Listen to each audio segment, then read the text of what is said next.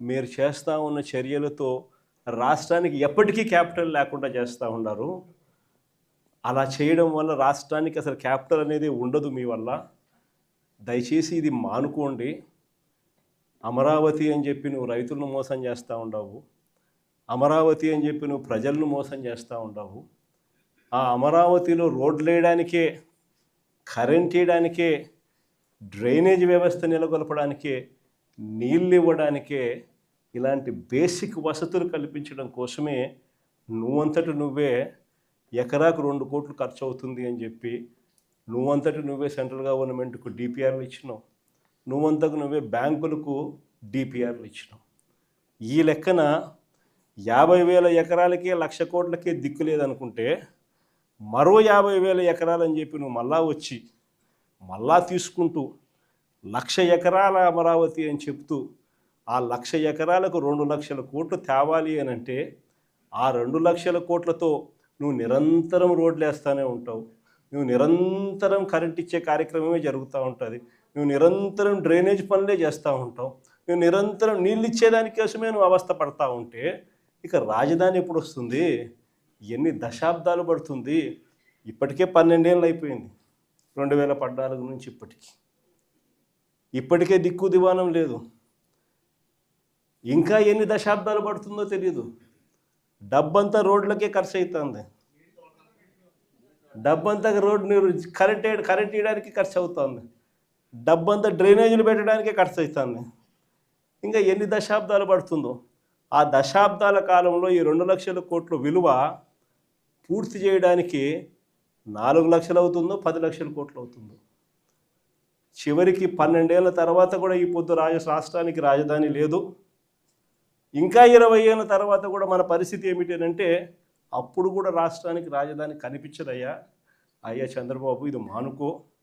ఆ 2 లక్షల కోట్లలో 10% పెడితే చాలు. 10% పెడితే చాలు. మేము ఇంతకుముందు మంచి ఆలోచన చెప్పినా నేను నీకు.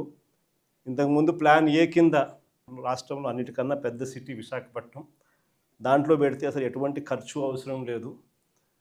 కర్నూలులో న్యాయ రాజధాని కింద అప్పట్లో కర్నూలుకు మనం మాటిచ్చినాము. అది నెరవేరుస్తూ అక్కడ న్యాయ రాజధాని పెడుతూ ఇక్కడే అమరావతిలో లెజిస్లేటివ్ శాసన రాజధానిని కూడా తీసుకొస్తే బాగుంటుందయ్యా అని చెప్తే నానా యాగి చేసి రాజకీయాలు చేసి అది వద్దు అన్నారు. సరే పోనీ, అది వద్దు. పోనీ ఈ ప్రాంతంలో అయినా కానీ నువ్వు చేసే పనికి అసలు రాజధాని లేకుండా పోతుందయ్యా. ఆ పని చేయకుండా కనీసం ఇక్కడైనా ఆలోచన చేయి. మచిలీపట్నంలో నువ్వు కాదయ్యా పోర్టు కట్టింది, మేము కట్టాం. మచిలీపట్నంలో పోర్టు మనం కట్టాం. మన హయాంలోనే మనం భూములు తీసుకుంటాం. మన హయాంలోనే మనము అనుమతులు తీసుకొచ్చినాం. మన హయాంలోనే మనం ఫైనాన్షియల్ క్లోజర్ చేసినాం. మన హయాంలోనే మనం బ్యాంకులతో నీట్గా టైఅప్ కూడా చేసి స్టార్ట్ చేసి 30-40% వర్కులు కూడా పూర్తి చేసినాం మన హయాంలోనే. ఆ పోర్టు అయిపోతుంది. మచిలీపట్నం నుంచి విజయవాడకు కేవలం 70 కిలోమీటర్లు, విజయవాడ నుంచి గుంటూరుకు మరో 40 కిలోమీటర్లు, మొత్తం ఈ 110 కిలోమీటర్లు హైవే ఉందయ్యా. విజయవాడలో ఇంటర్నేషనల్ ఎయిర్పోర్ట్ ఉంది. మచిలీపట్నంలో పోర్ట్ వస్తూ ఉంది. ఈ హైవేకి అటు ఇటుగా ఎక్కడ నువ్వు ఆ బిల్డింగులు ఇక్కడ కడితే దీన్నే మచిలీపట్నంలో నుంచి విజయవాడలో నుంచి విఐ, గుంటూరులో నుంచి గన్ను, మావిగన్ అని చెప్పి ఈ 110 కిలోమీటర్లు ఈ ఎకనామిక్ కారిడార్ కింద, క్యాపిటల్ కారిడార్ కింద డిక్లేర్ చేసి ఆ కట్టే బిల్డింగ్లు ఆడ కట్టుకోకుండా ఇక్కడ కట్టయ్యా. 2 లక్షల కోట్లలో నువ్వు పెట్టే అమౌంట్లో 10% ఇక్కడ పెడితే చాలయ్యా. ఆ రోడ్ల కనెక్టివిటీని కొంచెం ఇంప్రూవ్ చేస్తే చాలు. బ్రహ్మాండమైన రాజధాని ఇక్కడే తయారవుతుంది.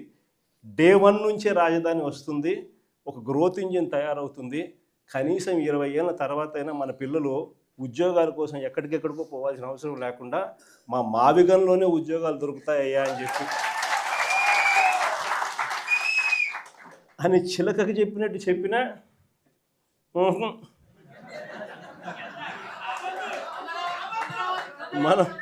మనం ఎంత బాగా చెప్పినా కానీ, ఎంత లౌక్యంగా చెప్పినా కానీ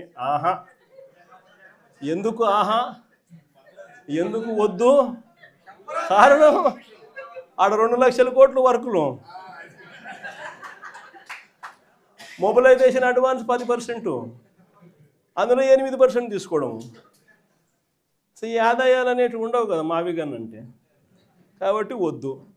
దాంట్లో కాంట్రాక్టర్లు ఎవడు అంటే ఒకడు ఈనాడు వియంకుడు, ఇంకొకడు బలుసు శ్రీనివాసులు, ఇంకో బినామీ, అంతా ఇల్లే దోచుకోవడం, పంచుకోవడం, తినుకోవడం.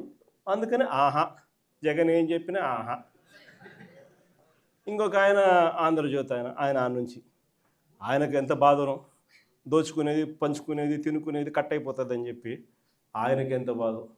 వైఎస్ఆర్సీపీ శ్రేణులందరి మీద అన్యాయమైన మాటలు, దుర్మార్గమైన మాటలు మాట్లాడతారు. అసలు నిజం చెప్పాలంటే నేను ఇదే రాధాకృష్ణకి చెప్తా ఉండా, నువ్వు అన్న మాటలు రేపొద్దున మా ప్రభుత్వం వచ్చినాక నిన్ను తిప్పని స్టేషన్ పెట్టకూడదు. వైఎస్ఆర్సీపీ శ్రేణులను, వైఎస్ఆర్సీపీ కార్యకర్తల భార్యలంటే నీకు అంత అలుసుగా కనిపిస్తుందా రాధాకృష్ణ అని చెప్పి నేను చెప్తాను. ఎవరికైనా వాళ్ళకైనా భార్యలు ఉంటారు, వారి భార్యలను ఉద్దేశించి మనలో ఎవరైనా కానీ మనమైనా కూడా అలా మాట్లాడితే వాళ్ళకి నచ్చుతుందా? ఎవరికి నచ్చదు.